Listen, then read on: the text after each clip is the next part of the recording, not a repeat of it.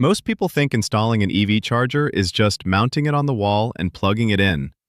It's not. On this job, I had to feed a brand new 60-amp EV charger from a subpanel in a garage that used to be detached, with no access above or below the mudroom connecting it to the house. So here's how we made it happen. First, I ran 6-2 Romex across the basement from the main panel to the point where I could transition into the garage. Now here's where it got interesting.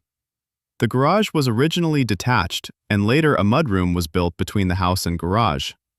But there's no attic access, no crawlspace access, no clean way through. So I mapped out a path from the basement sill, under the front porch, and through the garage wall. After some careful measuring and triple checking, I drilled through the basement sill and the garage wall. Then I slid a piece of 1-inch EMT between the 2 points and installed the junction box in the basement. On the garage side, I installed the trough to shift my pipe run cleanly from the wall penetration to the front wall of the garage. And yes, the EMT under the porch is properly supported. Don't worry. That basement junction box acts as a changeover point, which means if we ever need to run more wiring between the house and garage in the future, the pathway is already there. Always think ahead.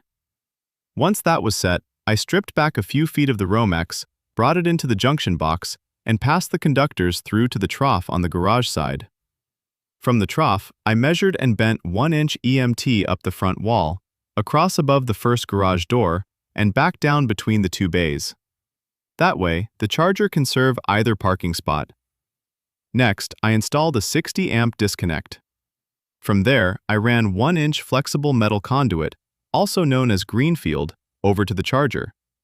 Then, I pulled my number 6 THHN conductors from the trough through the EMT into the disconnect and over to the charger, made up all my terminations, and torqued everything properly. Now, I didn't get footage of the subpanel install, not exactly thrilling content, but here's what happened. I mounted a new backboard on the foundation, hung the panel, and installed a 100-amp 2-pole breaker in the main panel to feed it. To make room for that 100-amp breaker, I relocated 2 existing circuits from the main into the new subpanel. Everything landed clean. Grounds and neutrals properly separated. Nice and organized. Last step, I mounted the disconnect beside the charger. But then I remembered something important. Tesla chargers double as the hanger for the charging cord. And the way I originally mounted the disconnect would have interfered with hanging the cord. So I moved the disconnect up about a foot. Still within reach. Still code compliant. But now it doesn't block the cord. Small adjustment. Big difference in usability. So there you have it. New 100-amp subpanel. Dedicated 60-amp EV charger circuit. Clean pipework. Smart layout.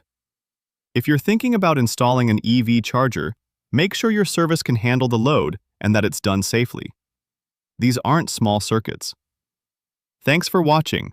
Hit subscribe for more real-world electrical installs.